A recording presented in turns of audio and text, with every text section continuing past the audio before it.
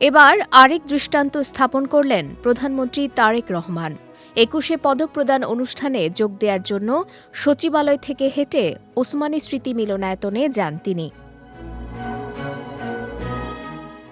বৃহস্পতিবার সকাল 11:15টার দিকে তিনি সচিবালয়ের ১ নম্বর ভবন থেকে ৫ নম্বর গেট দিয়ে বের হয়ে পরিবহন পুল ভবনের সামনে দিয়ে ওসমানী মিলনায়তনে যান।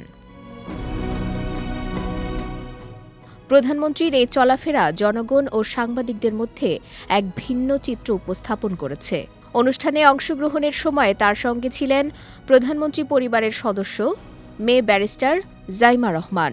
নিরাপত্তার কারণে তার আশপাশে উপস্থিত ছিলেন এসএসএফ, পিজিআর এবং অন্যান্য আইনশৃঙ্খলা রক্ষাকারী বাহিনীর সদস্যরা। প্রধানমন্ত্রী তারেক রহমান হেঁটে অনুষ্ঠানে অংশগ্রহণের মাধ্যমে একটি ভিন্ন বার্তা দিয়েছেন। এটি দেখিয়েছে যে সরকারি কার্যক্রমে সরলতা এবং সাধারণ মানুষের সঙ্গে সংযোগ তৈরি করার ক্ষেত্রে ব্যক্তিগত উদাহরণ প্রদর্শন গুরুত্বপূর্ণ। সচিবালয় থেকে ওসমানী স্মৃতি মিলনায়তনে হেঁটে যাওয়া প্রধানমন্ত্রীর চলাফেরার ছবি সামাজিক মাধ্যমে দ্রুত ছড়িয়ে পড়ে এবং প্রশংসা কুড়ায়। প্রধানমন্ত্রী তারেক রহমানের এই উদ্যোগকে সরকারের অন্যান্য অনুষ্ঠানের জন্য উদাহরণ হিসেবে ধরা হচ্ছে।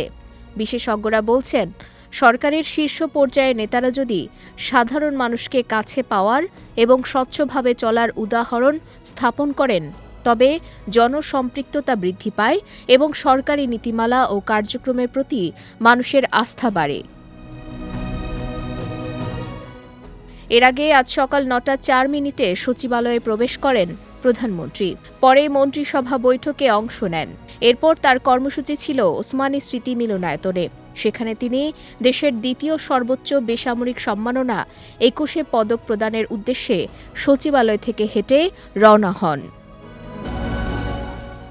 বিজয় টিভি নিউজ ডেস্ক।